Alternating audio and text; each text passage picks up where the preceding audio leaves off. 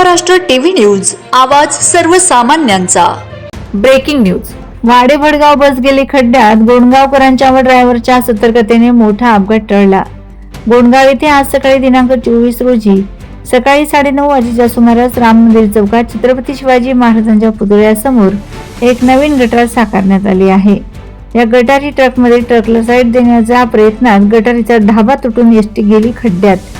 यावेळेस बऱ्याच प्रमाणात प्रवासी बसमध्ये बसलेले असताना ड्रायव्हरने प्रसंगाचे गांभीर्य ओळखून गावकऱ्यांच्या मदतीने एसटी बस रिव्हर्स घेत 30 मिनिटाच्या प्रयत्नाने रिटर्न घेत सुखरूप बाहेर काढली।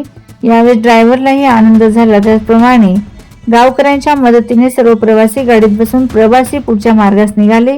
यावेळी ड्रायव्हर तर्फे गोंडगावकरांचे अभिनंदन करण्यात आले। वंदे महाराष्ट्र टीव्ही मीडिया प्रतिनिधी प्रमोद वैष्णव, चाळीसगाव।